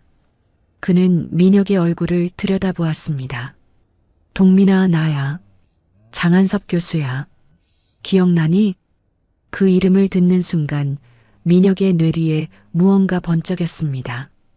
장한섭, 장 교수님, 할아버지처럼 자상했던 스승, 양자역학을 가르쳐 주시던 분, 자신을 천재라고 불러주시던 분. 장 교수님? 민혁의 입에서 그 이름이 나왔습니다. 자신도 모르게 저절로 나온 말이었습니다. 노인의 눈에서 눈물이 흘렀습니다. 그래, 맞아. 나야. 40년을 기다렸다. 40년을. 강당이 완전히 술렁이기 시작했습니다. 사람들이 일어서서 이 장면을 보았고 기자들은 계속 사진을 찍었습니다. 민혁은 그 자리에 서서 노인을 바라보았습니다. 자신이 누구인지 알 수 없었습니다. 강민혁인가요? 강동민인가요? 북한 사람인가요? 남한 사람인가요? 50년을 살아왔는데 그 50년이 모두 흔들리고 있었습니다. 사회자가 급히 무대로 올라와 상황을 정리하려 했습니다. 잠시 휴식 시간을 갖도록 하겠습니다. 하지만 장한섭 교수는 민혁의 손을 잡았습니다. 그 손은 뼈만 앙상했지만 악력은 단단했습니다. 동민아, 나랑 잠깐 이야기 좀 하자. 제발. 민혁은 고개를 끄덕일 수밖에 없었습니다. 두 사람은 강당을 나와 복도 끝 작은 세미나실로 향했습니다. 소희와 성준, 윤정도 따라왔고 서울대 물리학과 교수 몇 명도 동행했습니다.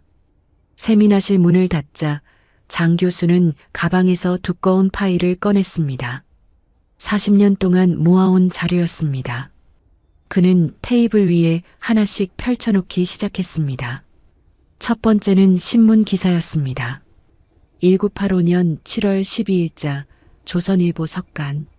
천재 소년 강동민, 독일행 중 행방불명이라는 제목이 크게 박혀 있었습니다.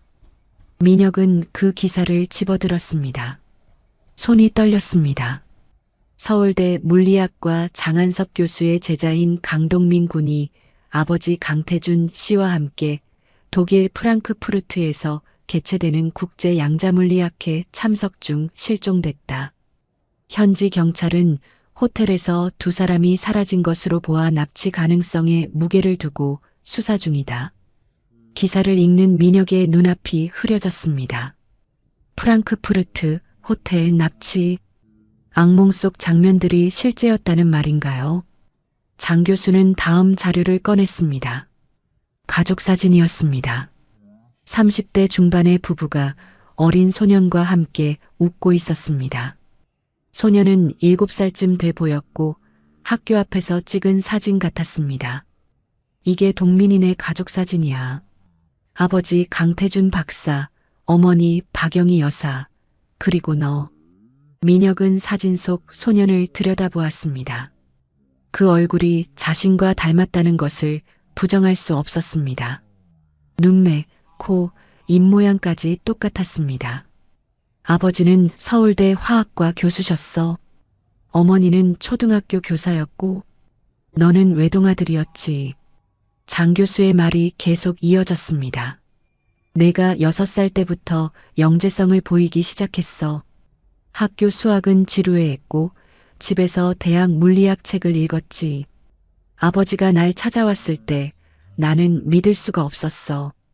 6살짜리가 상대성 이론을 이해한다는 게. 민혁은 고개를 저었습니다. 저는 그런 기억이 없습니다. 없는 게 당연해. 기억을 지웠을 테니까. 장 교수는 다음 자료를 펼쳤습니다. 연구 노트였습니다. 어린아이 필체로 빽빽하게 수식이 적혀 있었습니다. 이게 내가 11살 때 쓴 연구 노트야.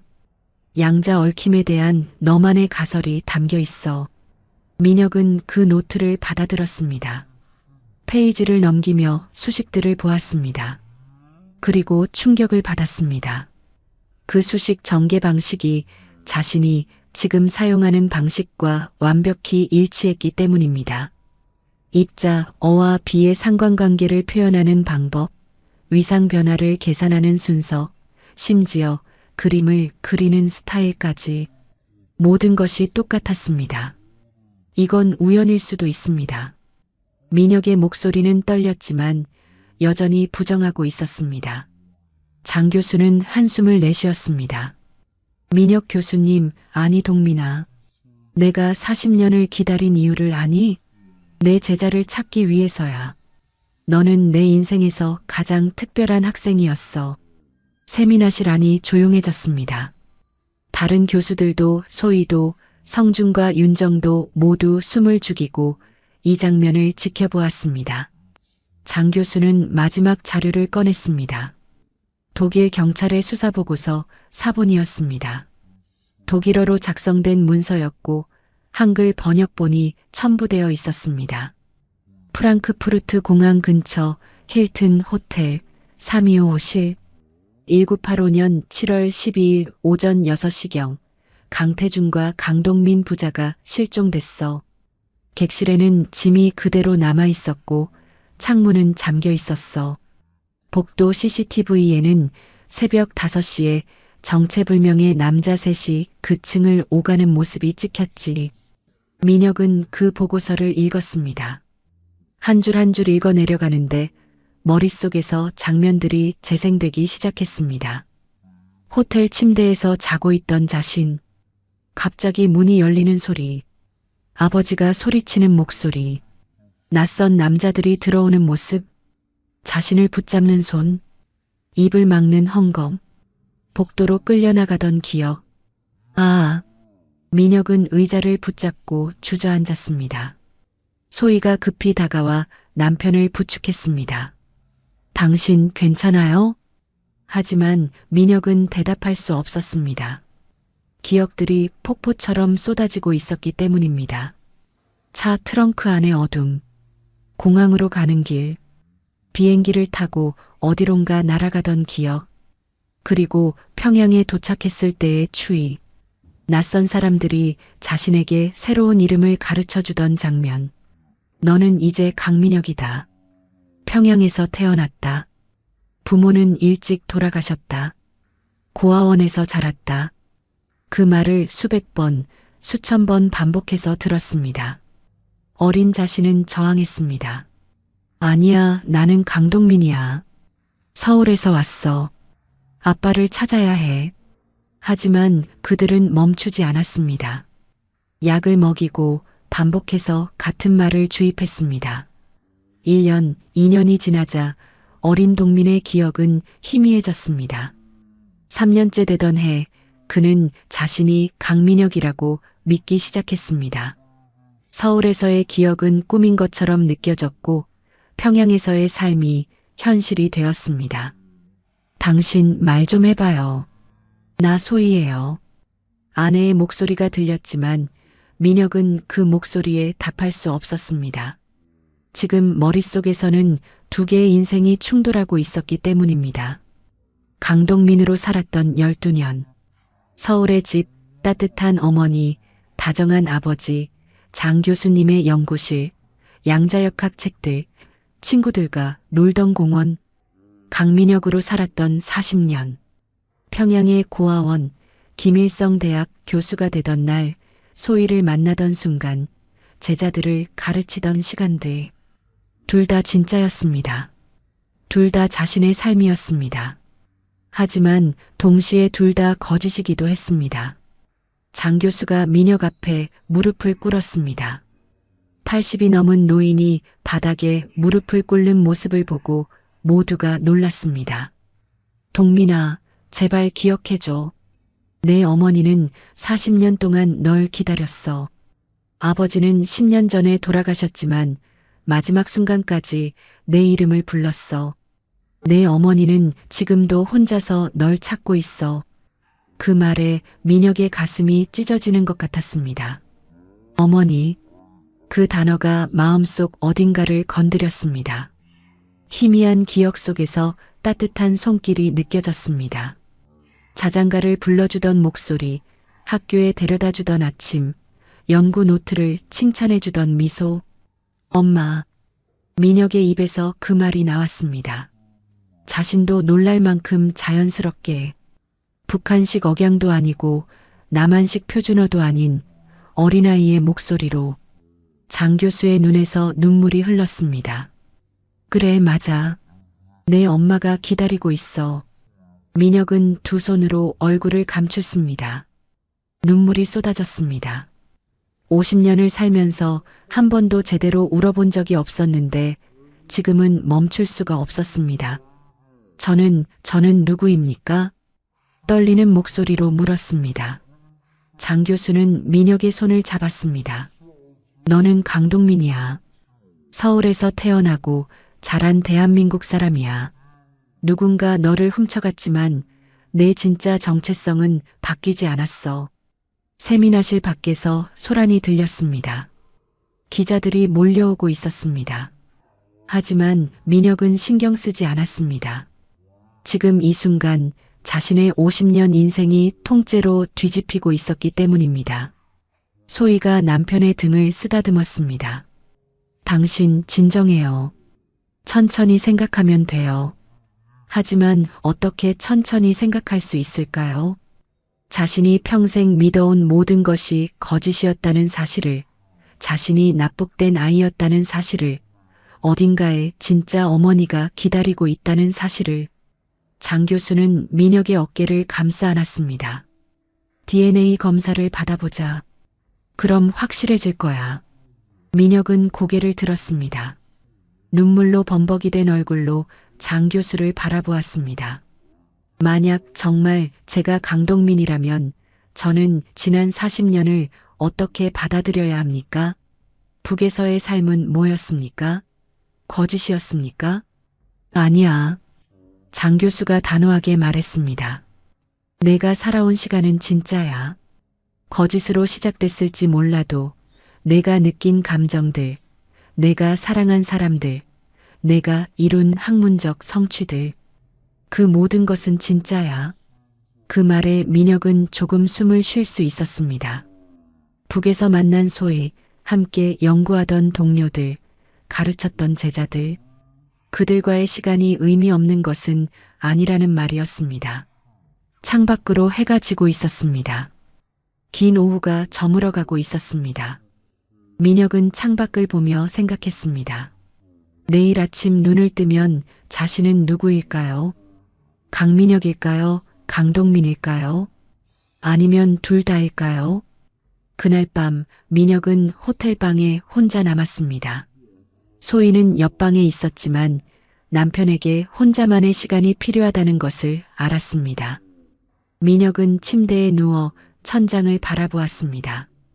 형광등 불빛이 눈을 아프게 했지만 끄지 않았습니다. 어둠 속에 있기가 두려웠기 때문입니다. 장한섭 교수가 남기고 간 자료들이 책상 위에 쌓여 있었습니다. 신문 기사, 가족 사진, 경찰 보고서, 연구 노트. 민혁은 일어나 그것들을 다시 꺼내 보았습니다. 한 장 한 장 천천히 들여다보았습니다. 어린 강동민의 얼굴이 자신과 똑같다는 것은 부정할 수 없었습니다. 하지만 그것만으로 자신이 그 아이라고 확신할 수 있을까요? 세상에는 닮은 사람들이 많지 않습니까? 우연히 비슷하게 생긴 것일 수도 있지 않습니까? 하지만 연구 노트는 달랐습니다. 수식을 전개하는 방식, 그림을 그리는 스타일, 심지어 여백에 메모하는 습관까지 모든 것이 자신과 일치했습니다. 이것은 우연으로 설명할 수 없었습니다. 새벽 2시가 넘어 민혁은 잠이 들었습니다. 그리고 다시 그 꿈을 꿨습니다. 하지만 이번에는 달랐습니다. 호텔 복도를 헤매던 자신이 한 방의 문을 열었습니다. 안에는 아버지가 누워 있었습니다. 하지만 잠든 것이 아니라 쓰러져 있었습니다. 낯선 남자들이 자신을 붙잡았고 입을 막았고 복도로 끌고 갔습니다. 비명을 지르며 깨어난 민혁은 온몸이 땀으로 젖어 있었습니다. 옆방에서 소희가 달려왔습니다. 당신 또 악몽 꿨어요? 민혁은 고개를 끄덕였습니다. 소희가 남편을 끌어안았습니다. 이제 그만 괴로워해요. 진실을 알아야 해요. 다음 날 아침 장 교수가 호텔을 찾아왔습니다. 그의 손에는 서류 봉투가 들려 있었습니다. 동민아, 아니 민혁 교수님, DNA 검사 동의서를 가져왔어요. 민혁은 그 봉투를 받아들었습니다. 하지만 열지 못했습니다. 손이 떨렸기 때문입니다. 만약 검사 결과가 양성이면 어떻게 됩니까? 그럼 당신은 법적으로 강동민이 됩니다. 호적이 복원되고 재산 상속권도 생기고 무엇보다 어머니를 만날 수 있어요. 만약 음성이면요? 장 교수는 잠시 말을 멈췄습니다. 그럼 내가 40년 동안 잘못 찾은 거겠죠. 하지만 민혁 교수님, 내 직감은 틀리지 않았어요. 당신은 강동민입니다. 민혁은 창밖을 보았습니다. 서울 시내가 내려다 보였습니다. 수백만 명이 사는 거대한 도시, 그 어딘가에 자신의 진짜 어머니가 있을지도 모른다는 생각에 가슴이 먹먹했습니다. 검사를 받겠습니다. 그 말이 입 밖으로 나오는 순간 민혁은 돌이킬 수 없는 선을 넘었다는 것을 알았습니다. 사흘 뒤 민혁은 서울대병원 유전자 검사실을 찾았습니다. 간호사가 팔에서 피를 뽑았습니다. 주삿바늘이 피부를 뚫고 들어가는 느낌이 생생했습니다. 빨간 피가 체혈관으로 모이는 것을 보며 민혁은 생각했습니다. 저 피 속에 자신의 정체성이 담겨 있다고. 같은 시각 강동민의 어머니 박영희도 검사를 받고 있었습니다. 70대 중반의 그 여인은 장 교수의 연락을 받고 지방에서 급히 상경했습니다. 40년 동안 아들을 찾아 헤맸던 그녀는 떨리는 손으로 동의서에 서명했습니다. 정말 우리 동민이가 돌아온 건가요? 장 교수는 확답할 수 없었습니다. 일주일 뒤 결과가 나옵니다. 그때까지 기다려 보시죠. 검사를 마친 민혁은 호텔로 돌아왔습니다. 하지만 방에 가만히 있을 수가 없었습니다. 밖으로 나가 서울 거리를 걸었습니다. 광화문, 종로, 명동. 처음 보는 거리였지만 이상하게도 낯설지 않았습니다. 어느 골목을 지나다가 민혁은 발걸음을 멈췄습니다. 오래된 서점이 있었고 그 서점 앞에서 무언가 기억이 떠올랐습니다. 어린 시절 아버지와 함께 이런 서점에 들렀던 것 같았습니다. 물리학 책을 사달라고 조르던 기억. 혹시 이 서점이 40년 전에도 있었습니까? 지나가던 노인에게 물었습니다. 노인은 고개를 끄덕였습니다. 50년도 넘었지요. 내가 어렸을 때부터 있었으니까. 민혁은 서점 안으로 들어갔습니다. 오래된 책 냄새가 났고 좁은 복도 양쪽으로 책장이 빽빽했습니다. 물리학 코너로 가서 책들을 훑어보던 민혁은 한 권의 책 앞에서 멈췄습니다. 양자역학 입문이라는 제목의 낡은 책이었습니다. 표지가 해지고 귀퉁이가 찢어진 그 책을 꺼내 펼치자 첫 페이지에 어린아이 글씨로 이름이 적혀 있었습니다. 강동민 소유. 민혁의 손이 떨렸습니다. 이것은 우연일까요? 아니면 자신이 무의식적으로 이곳을 찾아온 것일까요? 책을 들고 계산대로 갔습니다. 이 책 사겠습니다. 오래된 책이라 가격이 싸요. 2,000원만 주세요. 호텔로 돌아온 민혁은 그 책을 침대에 앉아 읽었습니다. 페이지마다 연필로 밑줄이 그어져 있었고 여백에는 메모가 빼곡했습니다. 어린 강동민의 필체였습니다. 그리고 그 메모들을 읽는 민혁은 깨달았습니다. 자신이 지금 생각하는 방식과 그 어린아이가 생각하던 방식이 똑같다는 것을. 일주일이 흘렀습니다. 그 일주일 동안 민혁은 거의 잠을 자지 못했습니다.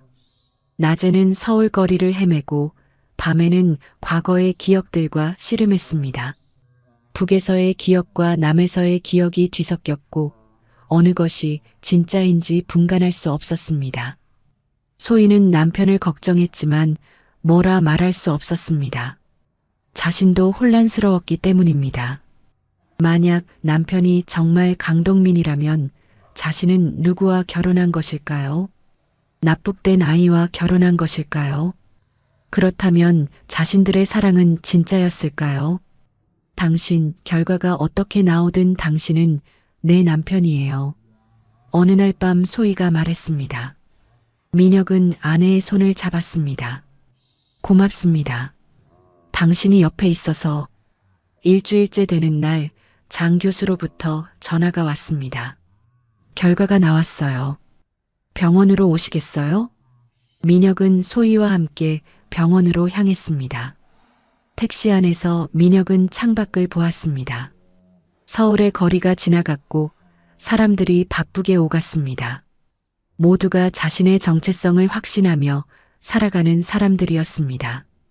병원에 도착했을 때 장 교수가 로비에서 기다리고 있었습니다. 그의 옆에는 한 여인이 서 있었습니다. 70대 중반으로 보이는 작은 체구의 여성이었고 흰머리를 단정하게 빗어 넘겼습니다. 그녀의 눈은 빨갛게 충혈되어 있었습니다. 민혁 교수님, 이쪽은 박영희 여사님입니다. 강동민의 어머니입니다. 민혁은 그 여인을 보았습니다. 처음 보는 얼굴이었습니다. 하지만 왜인지 눈물이 났습니다. 가슴 깊은 곳에서 무언가 뜨거운 것이 올라왔습니다. 장 교수가 봉투를 꺼냈습니다. 검사 결과입니다. 함께 보시겠습니까? 민혁은 고개를 끄덕였습니다. 손이 떨렸지만 봉투를 받아들었습니다. 천천히 뜯었습니다. 안에서 한 장의 종이가 나왔습니다. DNA 일치율 99.9%. 그 숫자를 본 순간 민혁의 세계가 뒤집혔습니다. 자신은 강동민이었습니다. 납북된 아이였습니다. 40년 동안 잃어버렸던 아들이었습니다. 박영희가 앞으로 다가왔습니다. 떨리는 손을 뻗어 민혁의 얼굴을 만졌습니다. 그 손길이 따뜻했습니다. 동민아, 정말 너구나. 그 목소리에 민혁은, 아니 동민은 무너졌습니다. 50년을 살면서 한 번도 들어보지 못한 목소리였지만 동시에 가장 익숙한 목소리였습니다. 병원 로비가 조용해졌습니다. 지나가던 사람들도 발걸음을 멈추고 이 장면을 지켜보았습니다. 70대 중반의 여인과 50대 중년 남자가 서로를 바라보며 서 있었습니다. 40년의 시간이 그 사이를 가로막고 있었습니다. 동민은 한 걸음 뒤로 물러섰습니다. 본능적으로 거리를 두려는 움직임이었습니다. 북에서 50년을 살면서 주입받은 사상체계가 작동했습니다. 생물학적 가족보다 당과 수령이 우선이라고 배웠습니다. 혈연이란 부르주아적 개념이며 진정한 가족은 사회주의 대가정이라고 믿었습니다. 하지만 박영희는 물러서지 않았습니다. 천천히 마치 겁먹은 새에게 다가가듯 조심스럽게 한 걸음씩 가까워졌습니다. 동민아, 엄마야. 나 기억 안 나니? 동민은 고개를 저었습니다. 죄송합니다. 저는 당신을 기억하지 못합니다. 그 말이 얼마나 차갑게 들렸는지 박영희의 얼굴이 일그러졌습니다. 하지만 그녀는 울음을 참았습니다. 40년을 기다렸는데 조금 더 기다리지 못할 이유가 없었습니다. 괜찮아. 내가 기억 못하는 게 당연해. 너무 어렸으니까. 장 교수가 옆에서 조심스럽게 제안했습니다. 조용한 곳으로 가시는 게 어떨까요? 여기는 사람들 눈이 너무 많습니다. 일행은 병원 옆 작은 카페로 이동했습니다. 구석자리에 앉아 박영희와 동민은 마주 보았습니다. 소희는 남편 옆에 앉았고 장 교수는 조금 떨어진 자리에서 지켜보았습니다. 박영희는 가방에서 낡은 앨범을 꺼냈습니다. 40년 동안 간직해온 사진들이었습니다. 한 장씩 테이블 위에 펼쳐놓기 시작했습니다. 이건 내가 돌 때 찍은 거야. 아빠가 안고 있지? 사진 속 젊은 남자가 아기를 안고 웃고 있었습니다. 동민은 그 사진을 집어들었습니다. 아버지의 얼굴이 낯설었지만 왠지 마음 한구석이 아팠습니다. 이건 내 돌잔치 때. 여기 이 할머니가 내 외할머니야. 작년에 돌아가셨어. 이건 6살 때 초등학교 입학식? 내가 너무 자랑스러워하던 날이었지. 사진들이 계속 놓였습니다. 생일잔치, 소풍, 가족여행, 연구실 방문. 모든 사진 속에 어린 강동민이 있었고 그 아이의 얼굴은 지금의 동민과 닮았습니다. 이건 독일 가기 일주일 전에 찍은 마지막 사진이야. 박영희의 목소리가 떨렸습니다. 사진 속에는 12살의 동민이 가방을 메고 환하게 웃고 있었습니다. 설레는 표정이었습니다. 독일 학회에 간다는 것이 얼마나 기대되었는지 그 얼굴에 다 드러나 있었습니다. 그리고 이게 마지막이야. 넌 돌아오지 않았어. 동민은 사진들을 보며 혼란스러웠습니다. 분명 처음 보는 장면들인데 왜인지 익숙했습니다. 저 공원에 가본 것 같았고, 저 집에서 살았던 것 같았고, 저 사람들과 함께였던 것 같았습니다. 박영희는 손수건으로 눈물을 닦았습니다. 내 아빠는 10년 전에 돌아가셨어. 간암이었어. 마지막 순간까지 내 이름을 불렀어. 동민아, 동민아 하면서 그 말에 동민의 가슴이 찢어지는 것 같았습니다. 아버지, 만나지도 못하고 돌아가신 아버지. 독일 호텔에서 함께 납북되었다가 어떻게 되신 걸까요? 아버지는 어떻게 되신 겁니까? 너를 빼앗긴 뒤 풀려났어. 북한 사람들이 내 아빠는 쓸모없다고 판단한 거지. 필요한 건 천재 소년인 내였으니까. 아빠는 혼자 한국으로 돌아왔고 그 뒤로 평생 죄책감에 시달렸어. 아들을 지키지 못했다고. 동민은 두 손으로 얼굴을 감쌌습니다. 아버지가 겪었을 고통이 느껴졌습니다. 자식을 잃은 부모의 절망이 전해졌습니다. 박영희가 자리에서 일어나 동민 옆으로 왔습니다. 망설이다가 조심스럽게 아들의 어깨에 손을 올렸습니다. 동민아, 내 잘못이 아니야. 너는 피해자야. 하지만 동민은 그 손길을 받아들이기 어려웠습니다. 북에서 30년을 산 강민혁에게 낯선 여자의 손길은 불편했습니다. 동시에 남에서 태어난 강동민에게 어머니의 손길은 그리운 것이었습니다. 두 정체성이 충돌했습니다. 저는 아직 준비가 안 됐습니다. 동민이 일어서려 하자 박영희가 말했습니다. 잠깐만. 한 가지만 확인하게 해줘. 무엇을 말입니까? 박영희는 떨리는 손을 뻗어 동민의 왼쪽 귀 뒤로 다가갔습니다. 동민은 본능적으로 피하려 했지만 뭔가가 그를 붙잡았습니다. 박영희의 손끝이 귀 뒤 피부에 닿았습니다. 그리고 작은 점을 찾아냈습니다. 있어. 여기 있어. 박영희의 목소리가 떨렸습니다. 동민도 어릴 때부터 그 점이 있다는 것을 알고 있었습니다. 별로 신경 쓰지 않았던 작은 점이었습니다. 내가 태어났을 때부터 있던 점이야. 엄마가 매일 밤 이 점에 입을 맞추며 너를 재웠단다. 그 순간 무언가가 터졌습니다. 희미한 기억 속에서 따뜻한 손길이 느껴졌습니다. 어둠 속에서 누군가 자장가를 불러주던 목소리가 들렸습니다. 귀 뒤에 부드럽게 입맞춤하던 느낌이 되살아났습니다. 자장자장 우리 동민, 엄마 품에서 자거라. 박영희가 옛날에 불러주던 자장가를 흥얼거렸습니다. 그 멜로디가 동민의 귓가에 울렸습니다. 알 수 없는 이유로 그 노래가 익숙했습니다. 북에서는 들어본 적 없는 노래였는데 왜 마음속 깊은 곳에서 메아리치는 걸까요? 동민의 눈에서 눈물이 흘렀습니다.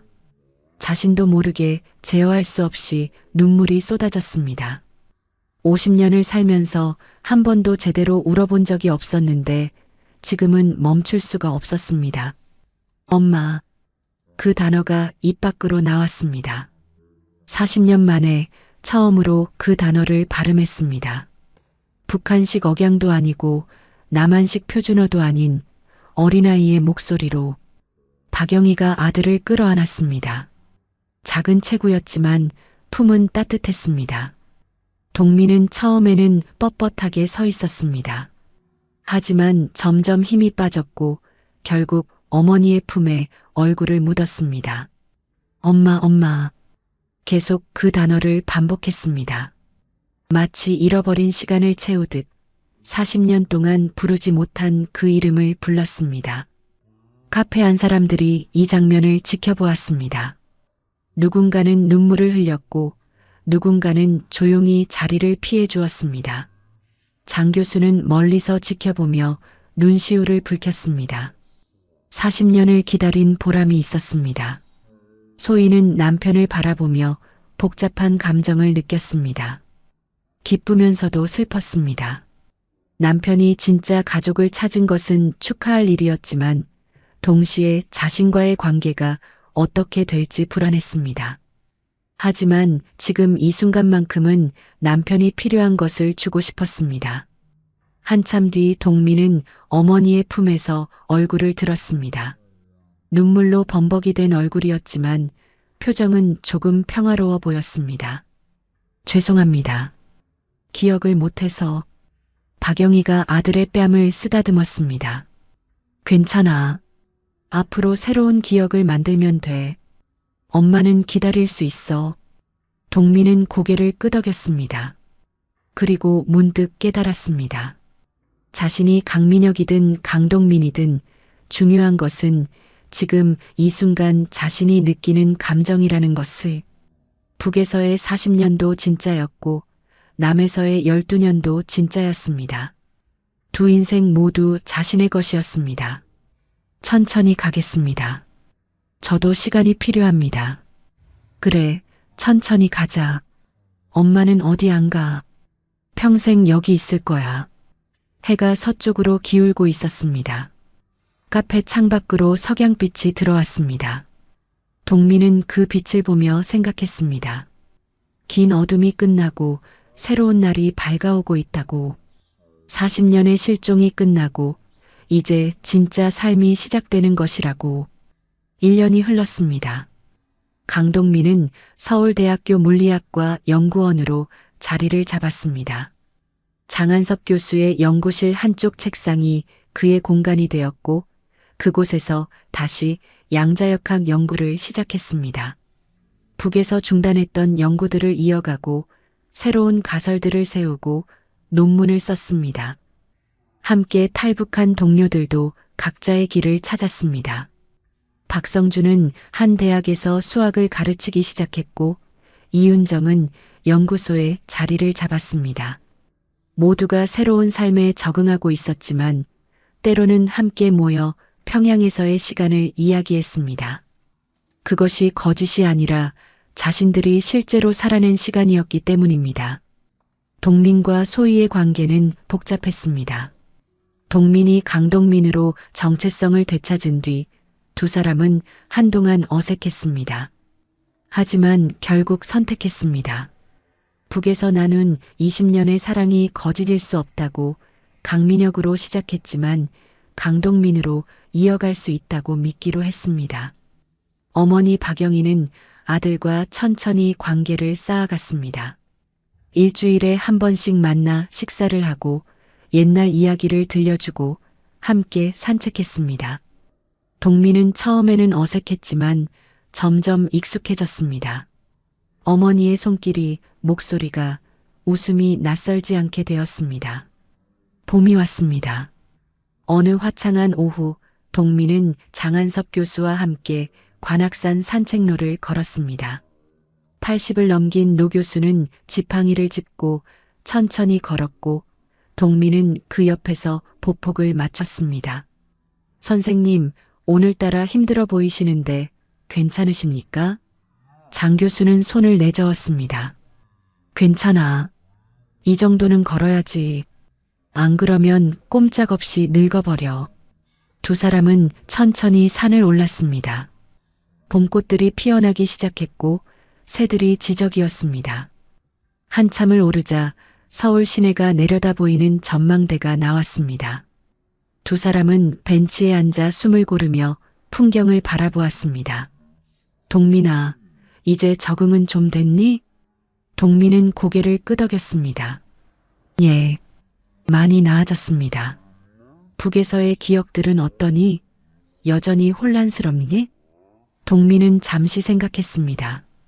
처음에는 어느 것이 진짜인지 헷갈렸습니다. 하지만 이제는 알겠습니다. 둘 다 진짜라는 것을요. 장 교수가 동민을 바라보았습니다.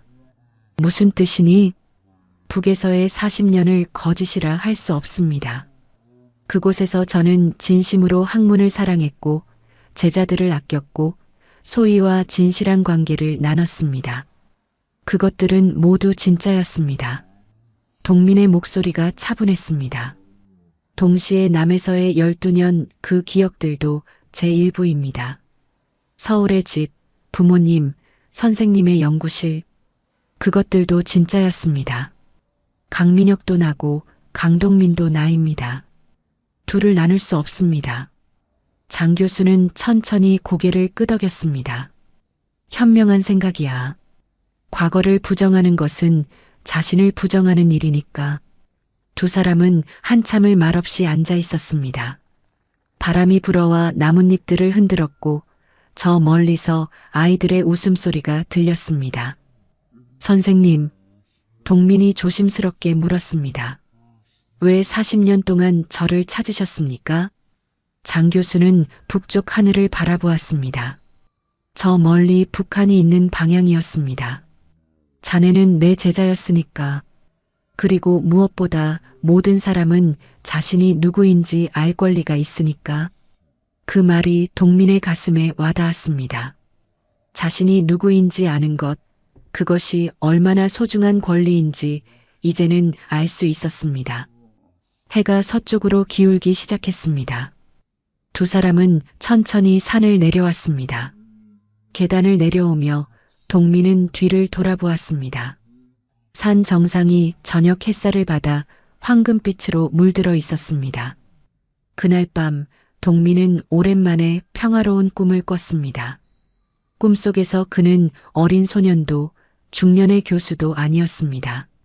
그저 한 사람의 인간으로서 긴 터널을 걸어 나왔고 터널 끝에는 빛이 있었습니다. 빛 속으로 걸어 들어가자 두 세계가 보였습니다. 하나는 평양이었고 하나는 서울이었습니다. 두 도시가 겹쳐지며 하나가 되었고 그 안에서 동민은 미소 지었습니다. 깨어난 동민은 창밖을 보았습니다. 새벽이었습니다. 동쪽 하늘이 밝아오고 있었습니다. 새로운 날이 시작되고 있었습니다. 그는 책상 앞에 앉아 노트를 펼쳤습니다. 양자 얽힘에 대한 새로운 가설을 적기 시작했습니다. 북에서 배운 이론과 남에서 배운 지식이 합쳐졌고 그 교차점에서 새로운 아이디어가 탄생했습니다. 두 세계를 경험한 사람만이 볼 수 있는 관점이었습니다. 분단이 만든 비극은 한 사람의 정체성마저 빼앗아갔습니다. 어린 소년을 납치하고 기억을 지우고 새로운 이름을 주입했습니다. 40년 동안 그는 자신이 누구인지 모르고 살았습니다. 하지만 그럼에도 불구하고 인간은 다시 자신을 찾아낼 수 있었습니다. 장한섭 교수의 40년 집념, 박영희의 끝없는 기다림, 그리고 무엇보다 동민 자신의 용기. 그것들이 모여 기적을 만들었습니다. 강동민은 이제 두 세계를 품고 살아갑니다. 북에서 배운 것과 남에서 배운 것을 모두 간직하고 두 인생을 모두 인정하며 새로운 미래를 향해 걸어갑니다. 그것이 분단 시대를 살아가는 한 인간이 찾아낸 답이었습니다. 여러분, 오늘 이야기는 여기까지입니다. 이 이야기가 우리에게 전하는 메시지는 무엇일까요? 아무리 긴 어둠 속에 있어도, 아무리 정체성을 빼앗겼어도 진실은 결국 드러난다는 것입니다. 그리고 우리는 과거를 부정할 필요가 없다는 것입니다. 모든 경험이 우리를 만들고 모든 시간이 의미를 가집니다. 분단의 아픔은 아직도 계속되고 있습니다. 수많은 이산 가족이 여전히 헤어진 가족을 그리워하며 살아갑니다. 강동민처럼 자신의 정체성을 되찾은 사람도 있지만 아직도 찾지 못한 사람들이 더 많습니다. 우리가 할 수 있는 일은 기억하는 것입니다. 이런 비극이 있었다는 것을, 그리고 아직도 진행 중이라는 것을 잊지 않는 것입니다. 오늘 이야기가 여러분의 마음에 닿았다면 구독과 좋아요로 응원해 주시면 감사하겠습니다. 그리고 여러분 주변에 이런 이야기가 필요한 분이 계시다면 공유해 주시면 더 많은 분들께 의미 있는 메시지를 전할 수 있을 것입니다.